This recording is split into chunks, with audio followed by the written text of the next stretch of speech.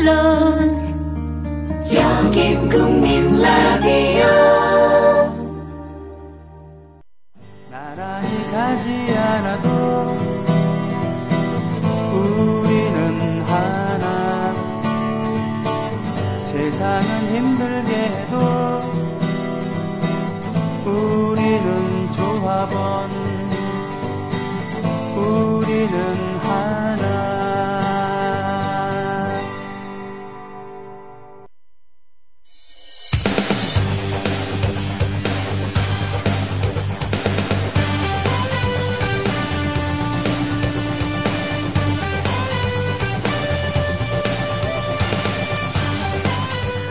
최동호의 스포츠당.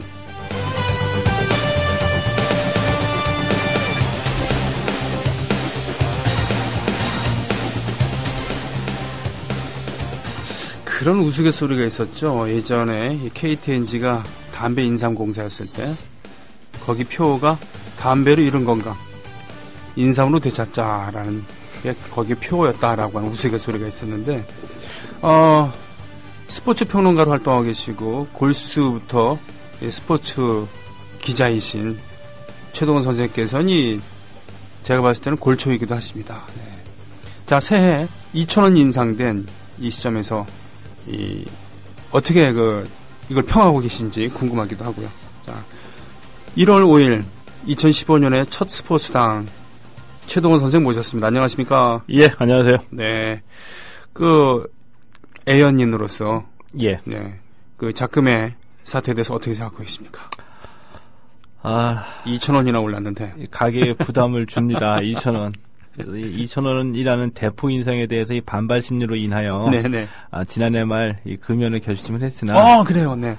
하루도 못 가서 지키지 못하고 담배 냄새 나요 지금. 그렇죠. 오면서 또 방송 시작하기 전에 한 가지 또 피고 들어오고. 아니면 가방까지 놔두고서 다시 4층 가셔갖고 그 베란다 가셔갖고 피고 오신 거잖아요. 네? 예. 네. 담배 케이스에다가 한 10가지 정도 넣고 다니면서 하루에 요것만 피자. 네네. 이러고 다니고 있는 실정입니다. 네. 근데 제 주위에 보니까 전자담배 피시는 분들 확실히 늘었더라고요. 늘었죠. 예. 이게 택시비 인상할 때처럼 예. 잠깐의 그 효과는 있겠지만, 타격은 있겠지만, 6개월이 안 갈 것이다. 예. 네, 매출 회복할 것이고, 예. 담배 피는 사람 또 필 것이다. 이런 얘기 있는데. 가격에 대한 적응이 생기죠. 그래도 웬간히 올라야지. 근데 이게 우리 정부에서 솔직히 네. 탁 터놓고 세수 확보 좀 하자. 네. 그래서 미국이나 이런 데는 비싸잖아요. 한 네, 10,000원 정도 되잖아요. 네네. 이 정도 되면은 좀 솔직하게 인정해주겠는데 네. 건강 보호를 한다면서 2,000원 올린다는 게 이게 사실 말은 안 되고. 네.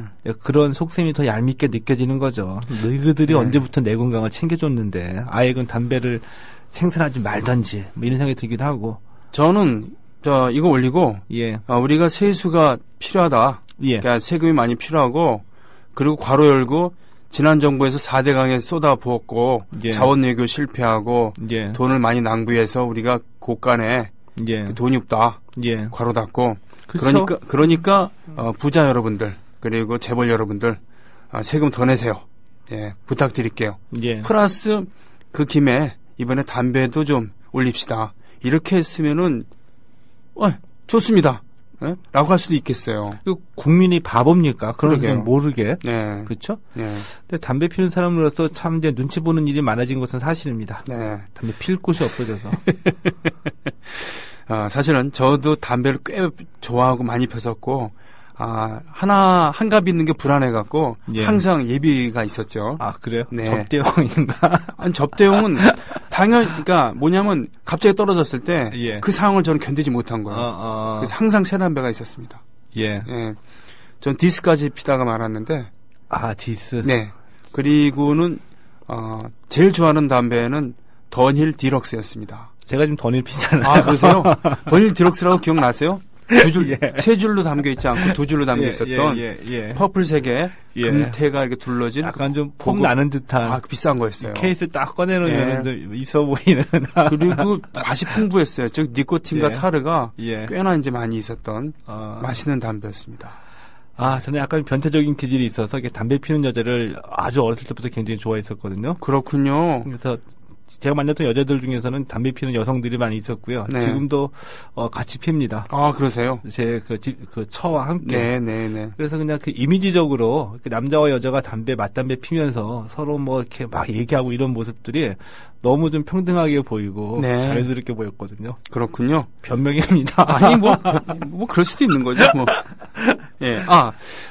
그런 의미에서 예. 그 스포츠 경기장에서 예. 막말을 하거나 난입하거나 예. 또 심지어는 그 폭행에 가세한다던가라고 하는 이런 관중들 예. 일부 관중들이겠지만 예. 보통 남자의 이미지가 강하잖아요. 그런 거는. 예. 그럼 며칠 전에 농구 KCC인가요? 1월 1일. 예. 하승진 선수한테 폭언을 한 예. 여성의 얘기가 화제가 되고 있습니다. 화제를 넘어서 이제 논란이 되고 있습니다. 이게 이제 성별 가지고 얘기하자는 건 아닌데 예. 궁금합니다. 이게 어떠한 의미가 있는 것인지. 이제 주로 폭행은 남성분들이 당연히 경기장에서 네네. 해서 문제가 되는 경우가 있고요. 네. 여성분들에 의한 이런 문제는 뭐 이번에도 그랬고 네.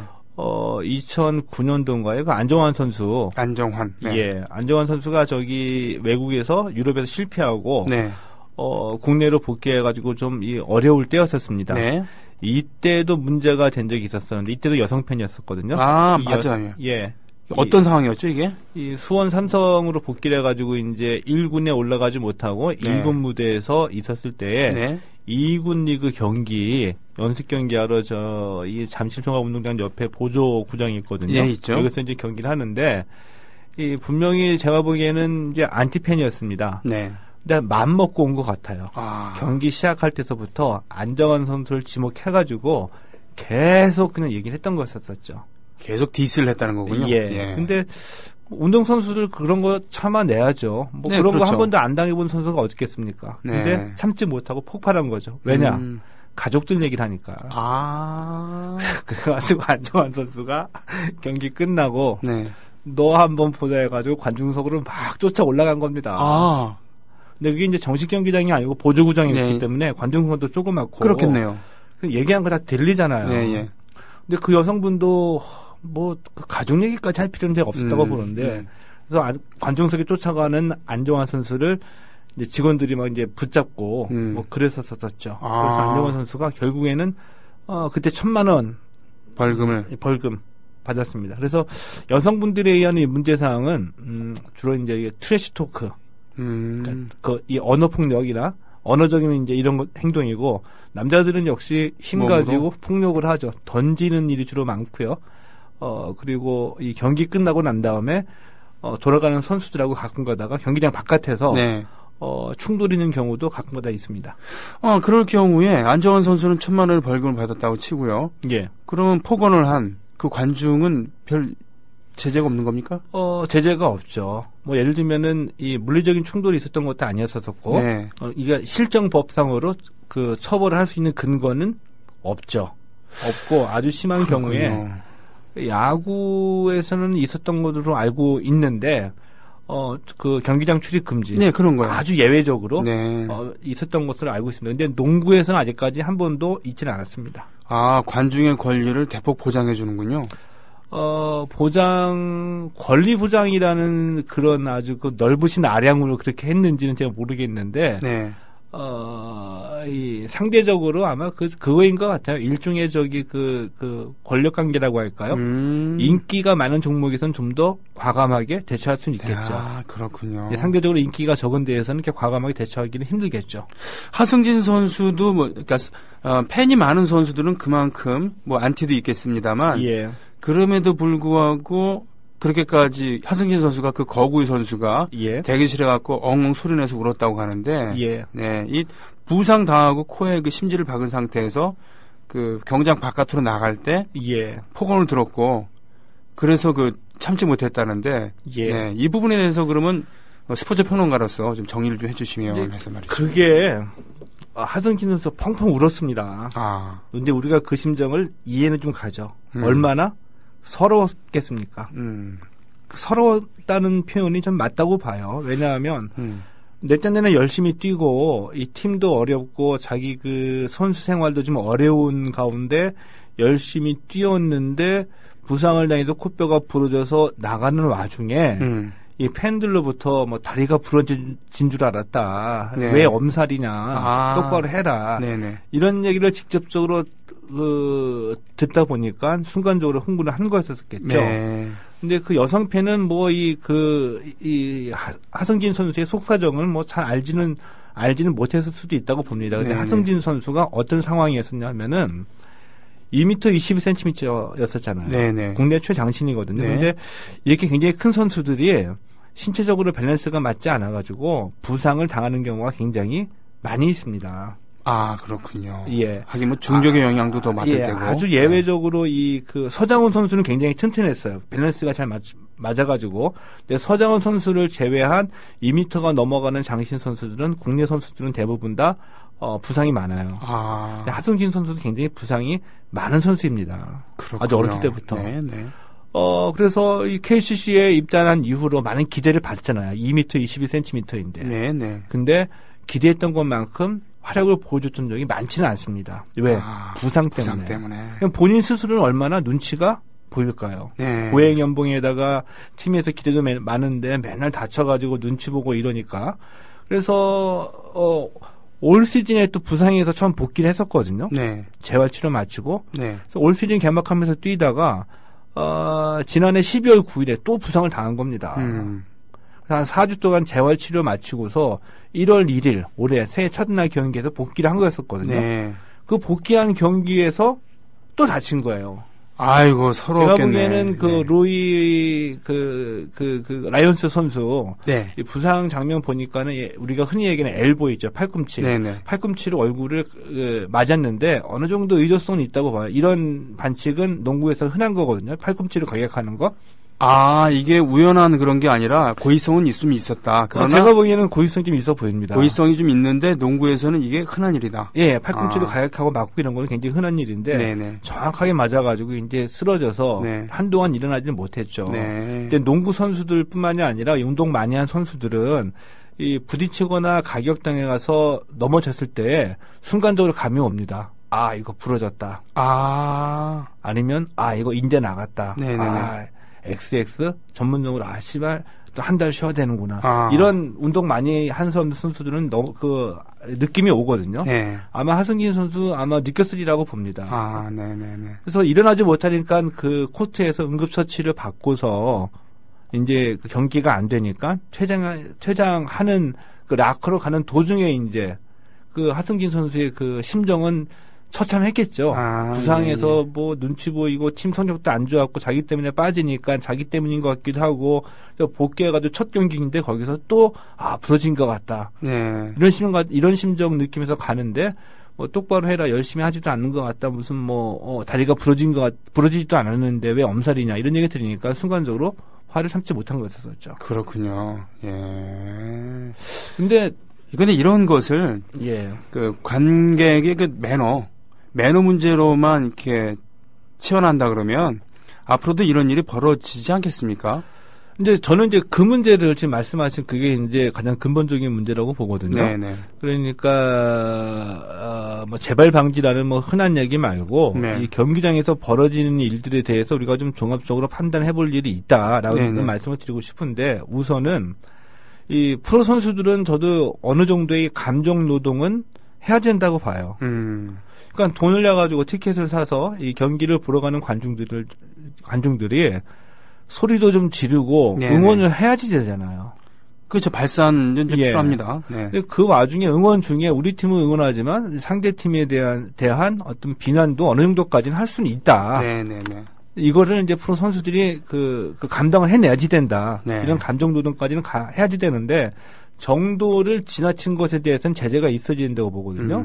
근데 왜 제재를 해야 되냐면은 이 경기장이 단순히 경기만 하는 곳이 아니죠. 이제는.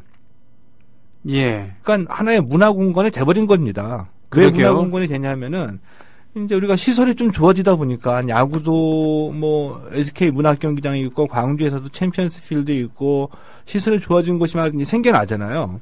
이러다 보니까 이 가족끼리 가는 경우도 많이 있다는 얘기죠. 네네. 아이들 데리고 여성 팬들 많이 늘어났잖아요. 네네. 그리고 이 야구 경기나 뭐 이 스포츠 경기에 관람하러 가는 게 주말에 이제는 어디 서울에서 가까운데 뭐 잠깐 당일치기 여행 갔다 오거나 아니면은 데이트할 때 뭐 영화관 갈까 이런 어떤 그 여가 생활의 어떤 대체자로 지금 떠오른 거거든요. 네, 그렇습니다. 그렇죠. 여가 생활은 이제 소비하는 장소가 돼버린 거잖아요. 게다가 연령대들도 다양해지고 있고 예. 그렇습니다. 성비도 그렇고. 예. 네. 근데 이게 이제 문화공간이 돼버린 건데 이 문화공간에 우리가 그 품격과 질서는 있어야 되잖아요. 애들도 데리고 가고 하는데 옆에서 막 욕설하고 거기서 막 담배 피고 뭐 집어 던지고 이런데 우리가 가가지고 아이들 가족끼리 가서 편안하게 즐길 수가 있겠습니까? 네. 이 품격과 이제 질서를 유지해야지 되는데 이 경기장 내의 문화랑 이런 품격은 당연히 선수들과 구단에서 일차적인 책임이 있지만 네네. 경기장 내의 문화와 이런 품격에는 관중들에게도 일정한 역할이 있다는 거잖아요. 그렇군요.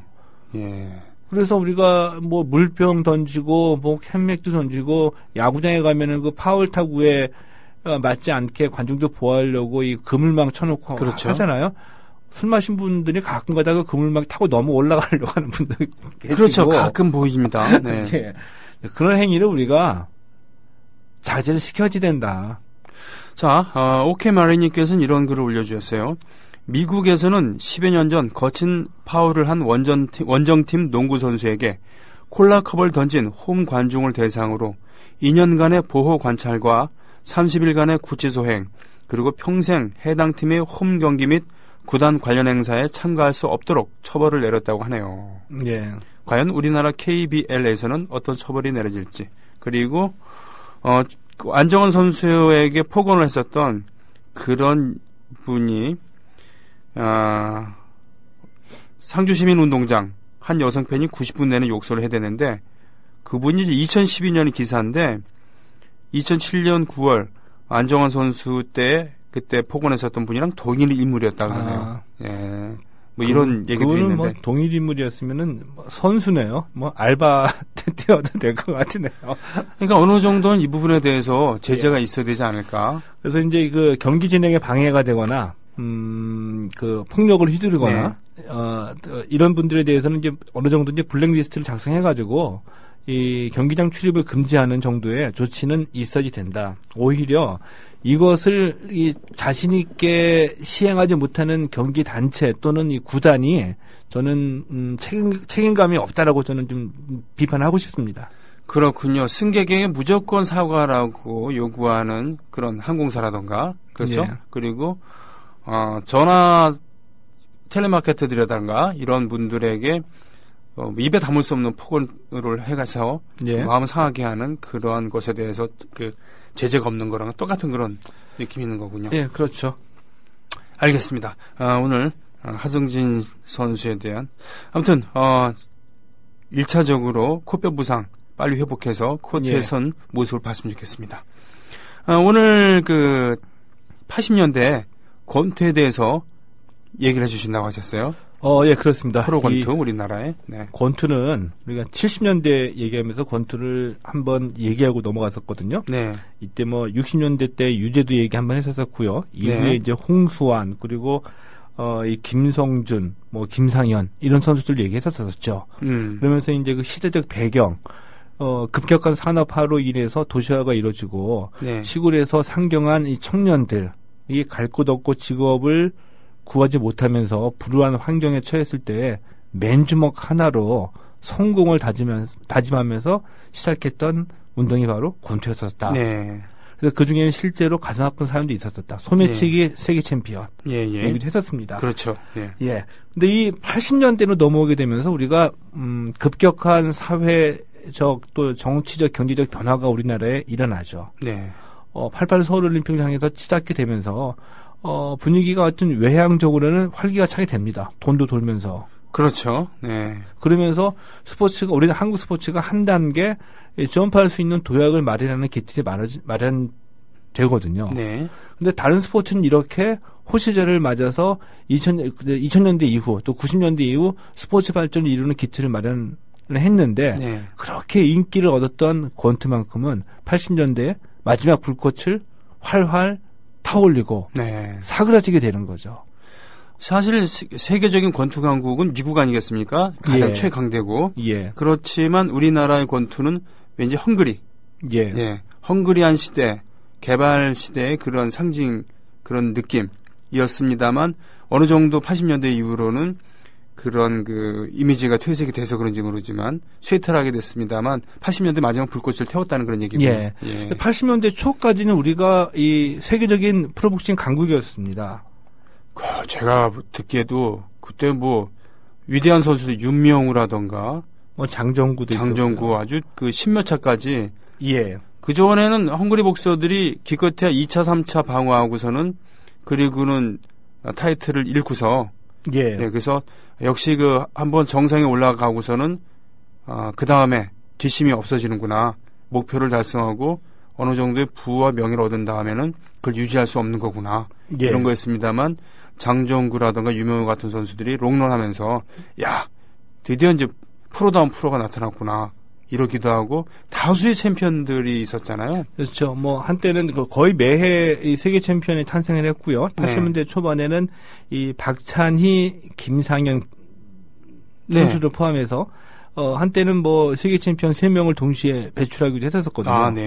근데 이 79년에 70년대 이제 그 권투가 중흥기에 접어들게 되면서 79년에는 그 유명한 한국 프로복싱의 이 최고의 이 테크니션으로 평가를 받았던 학사 프로복서 박찬희가 탄생을 하죠. 박찬희, 근데 이 세계 챔피언을 차지할 당시에 동아대학교 학생이었었거든요.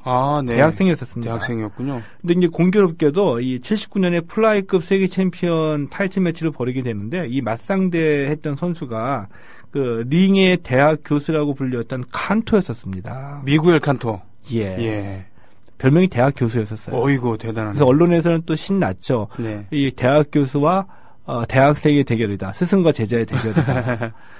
이제 여기에서 이제 박찬희가 화려한 그 테크니션을 보이면서 세계 타이틀 매치에 성공하면서 이제 올라가게 되면서 이 80년대 한때는 뭐 세계 이 챔피언을 3명이나 보유하는 이제 최전성기에 들어가게 됩니다.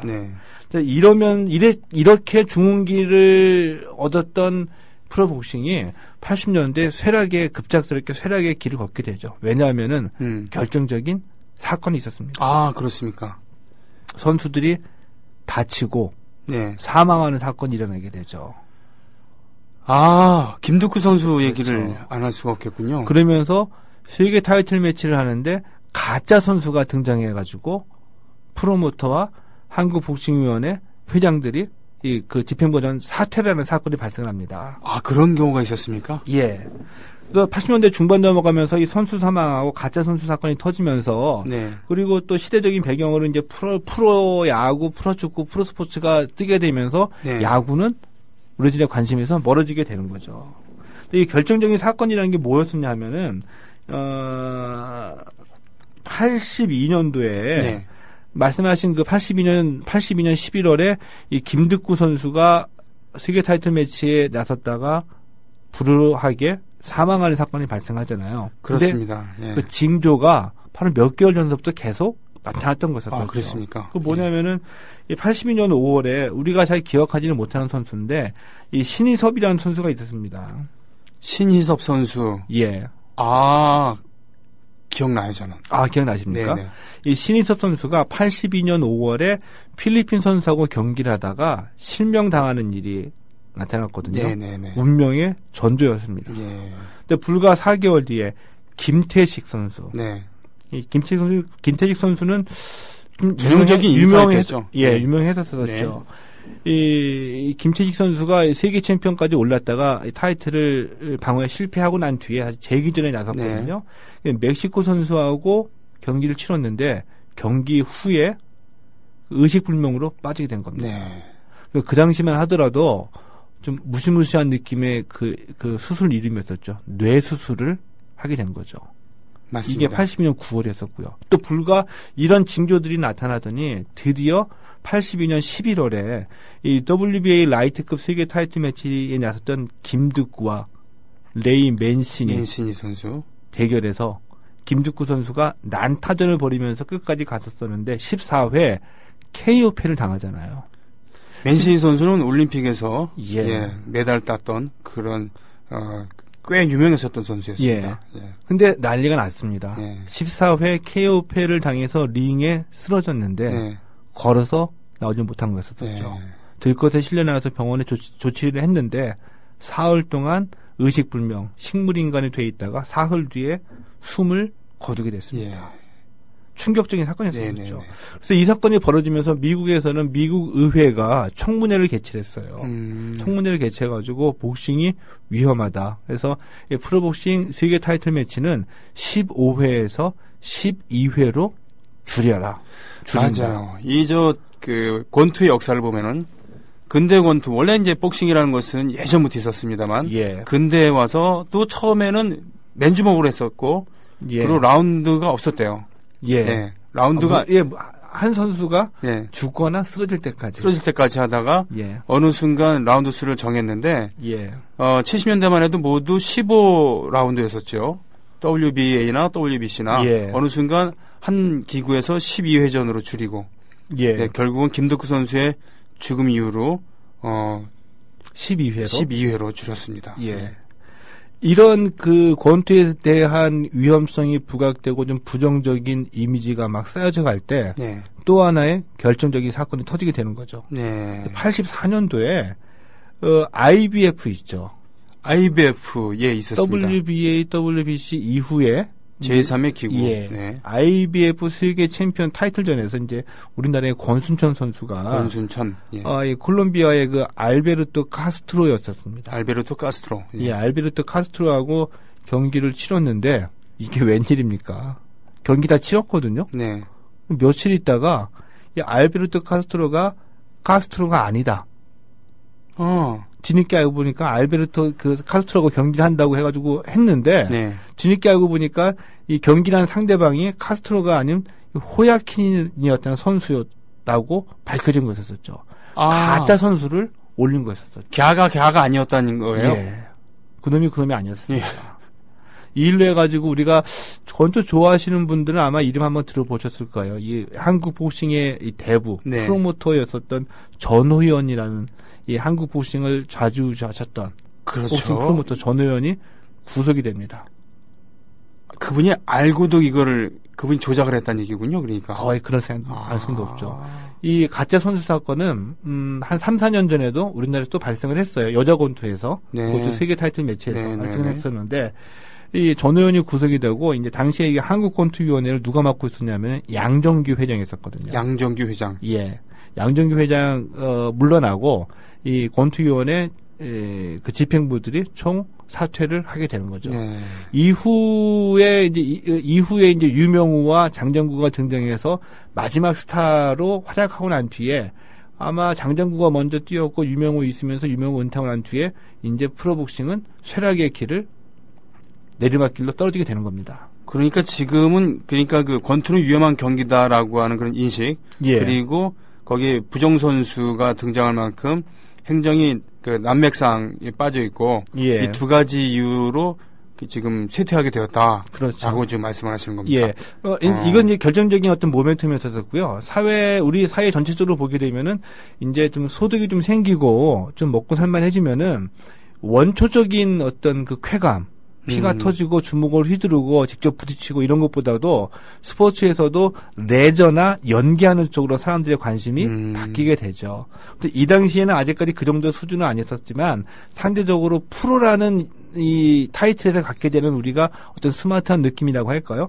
실제로 이제 프로 야구가 뜨게 되면서 아주 그 산뜻한 그 깨끗한 유니폼에다가 억대 연봉은 아니고 그 고연봉이었었고 이런 데에서 느끼는 스마트한 느낌, 선풍적인 인기를 끌었었거든요. 동네마다 가면은 우리 아이들이 뭐 어린이 클럽에 가입하고 해가지고 모자 쓰고 다니고 이런 분위기를 반영하듯이 사람들의 관심이 급격하게 복싱이나 레슬링 이런 데에서 좀 더 산뜻한 느낌을 주게 되는 이 프로 야구 이런 쪽으로 옮겨가게 되면서 그것도 이제 결정적인 배경이 됐죠. 여기에서 결정적인 사건이 바로 가짜 선수하고 선수 사망 사건이었습니다.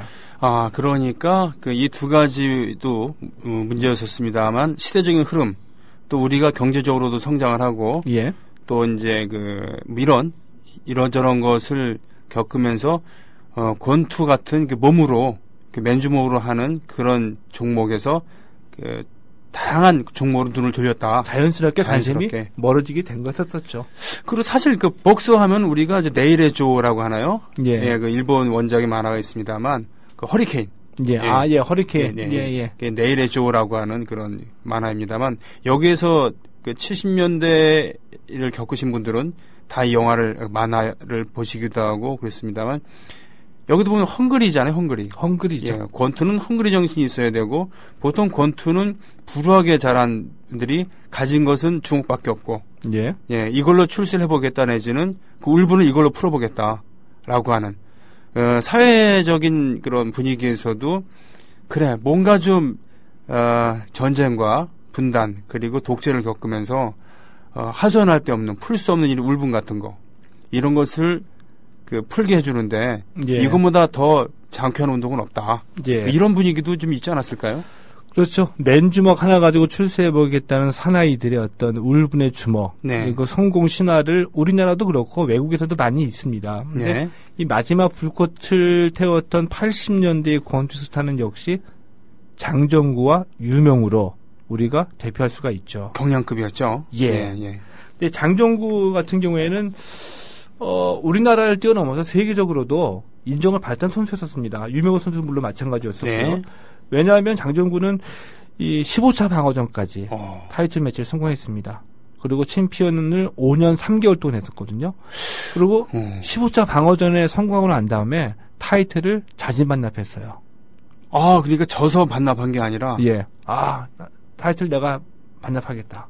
근데 그 왜 타이틀을 반납했는지에 대한 그 사연은, 가슴 아픈 사연은 좀 이따 말씀드리겠는데, 이게 15차 방어전의 기록이었었죠. 우리나라 최다 방어전. 저는 90겐 요코라고 하는 일본 권투 선수 이름이 기억나는데, 그분의 기록이 있었대요. 오랫동안 방어했던 최다 방어 기록을 장정구 선수가 뛰어넘었다고 전 들었습니다만, 그 경량급에서. 맞습니다. 그거 뛰어넘어가지고 최다 방어 기록을 세웠는데, 이 기록이 또 깨지죠. 유명우 선수에 의해서? 유명우가 깼습니다.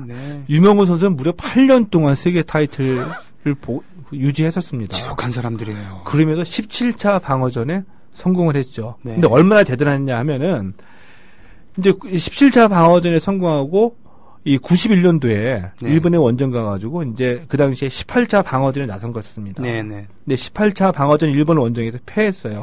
이오카 히로키에 패했습니다. 이오카 히로키. 근데 유명우가 이를 갑니다.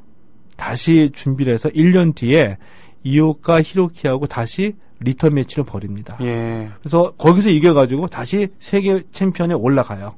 근데 올라가자마자 그 타이틀을 자진해서 반납하고 은퇴를 하죠.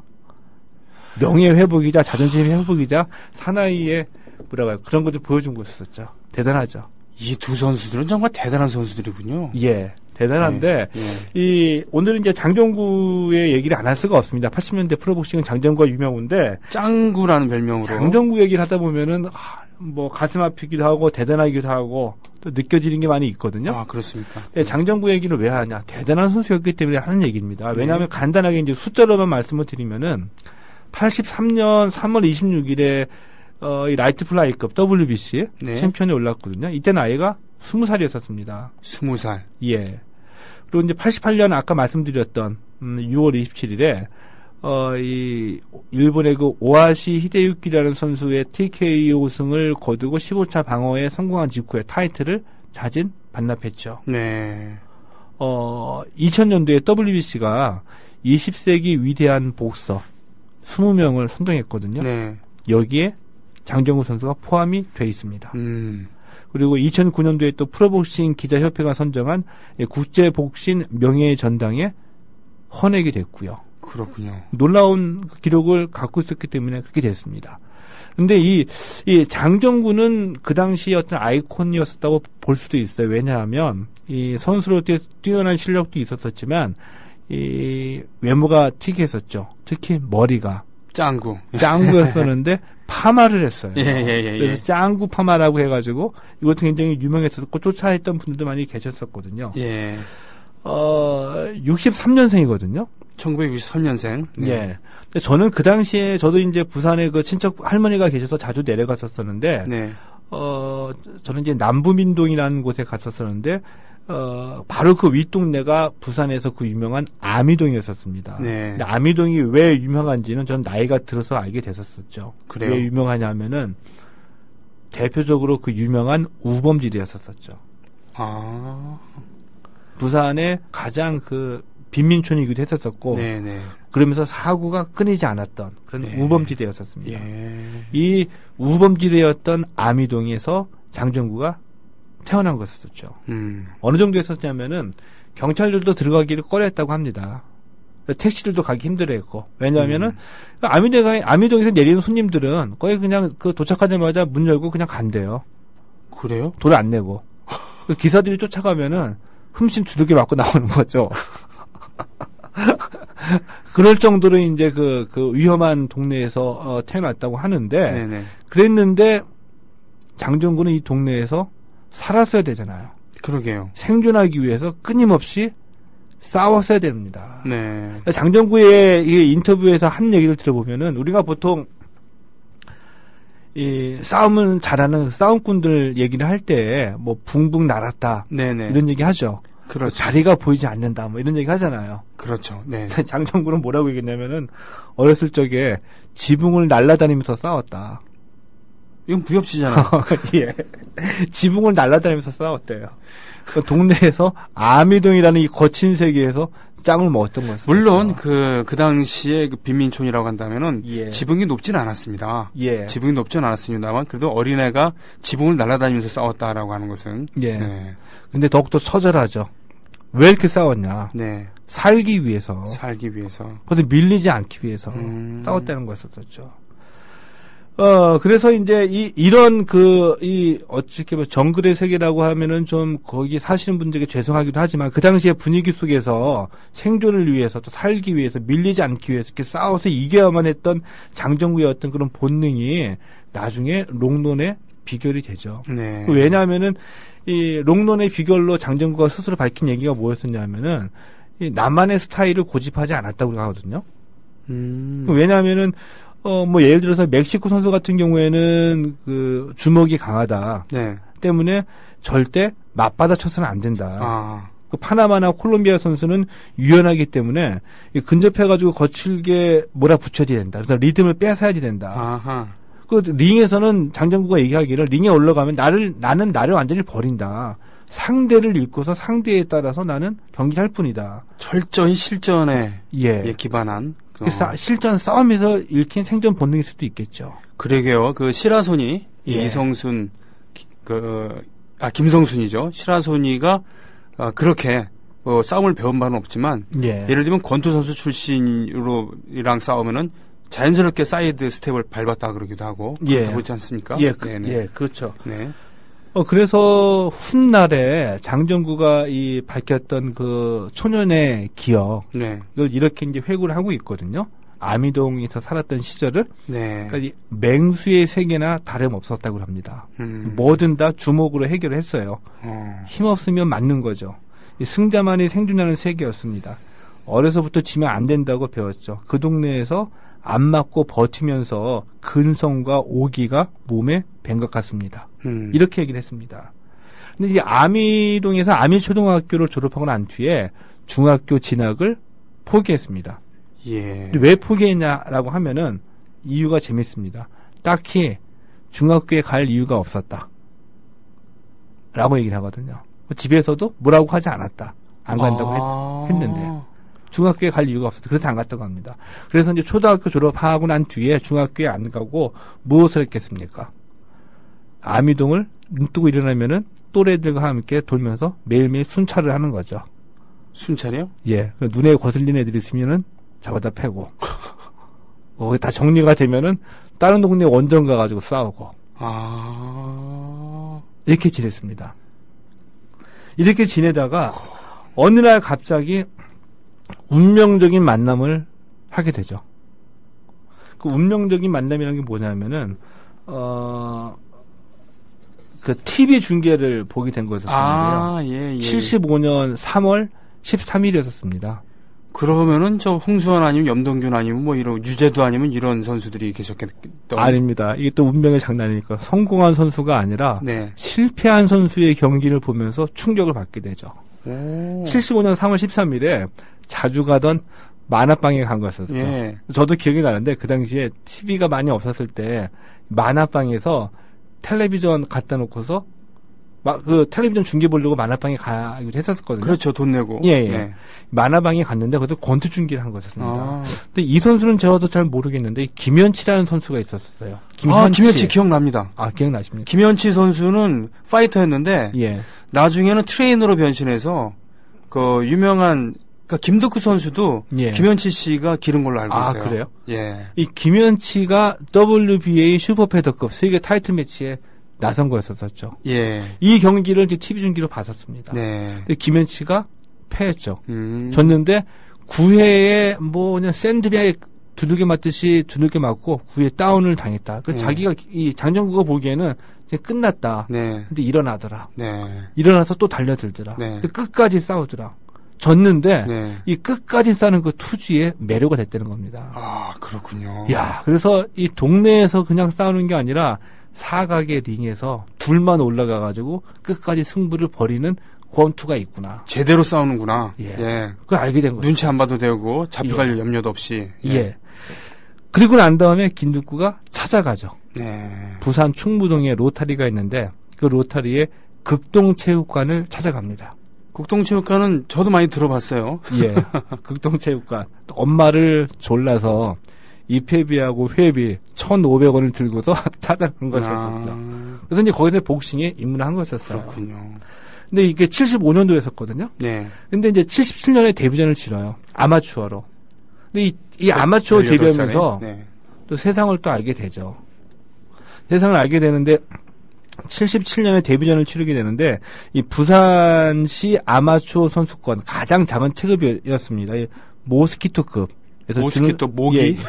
예. 가장 작은 체급이니까 그래서 우승을 하게 되는데 이제 78년에도 이제 우승 경력이 있고 78년에 전국체전 고등부 예선에 출전하거든요. 네. 근데 고등부 예선에 출전했는데 우리가 이해가 안 가죠. 중학교도 안 갔는데. 예. 그래서 출전하기 위해서 억지로 다른 학교 학생으로 이제 가짜로 등록을 하고 난 다음에 네네. 출전했는데 얘가 너무 잘하니까 상대방에서 좀 어떤 애냐 조사하다 보니까 가짜다.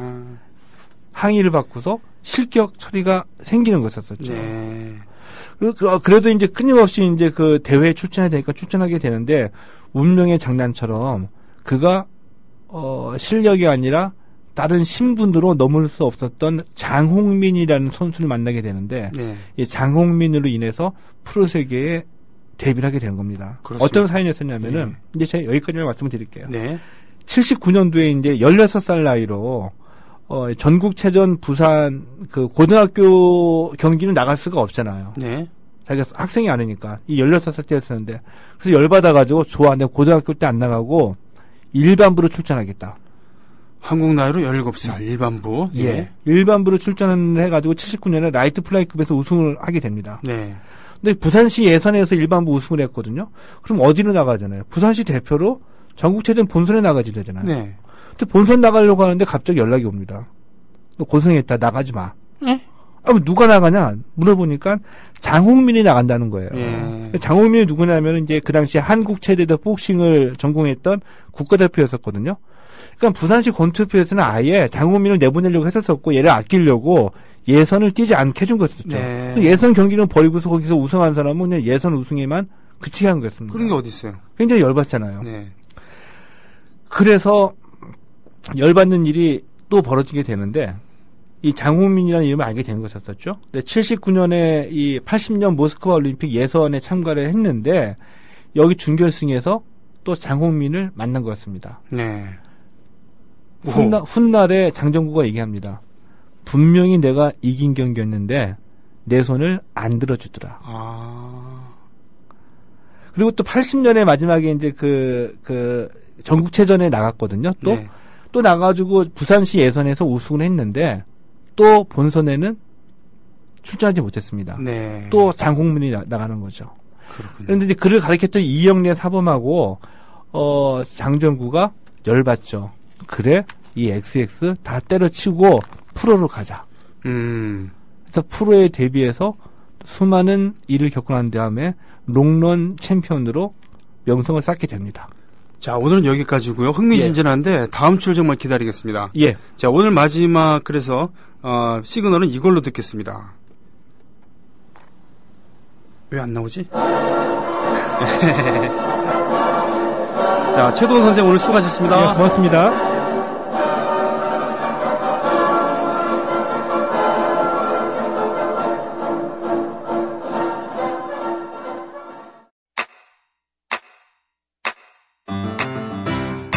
국민 라디오 지지하는 4가지 방법 아시나요? 다운로드하기, 별점 주기, 댓글 달기, 구독하기. 국민 라디오를 보다 많은 이들에게 전할 수 있는 가장 손쉬운 방법. 다운로드하기, 별점 주기, 댓글 달기, 구독하기. 잊지 마세요. 다운로드하기, 별점 주기, 댓글 달기, 구독하기.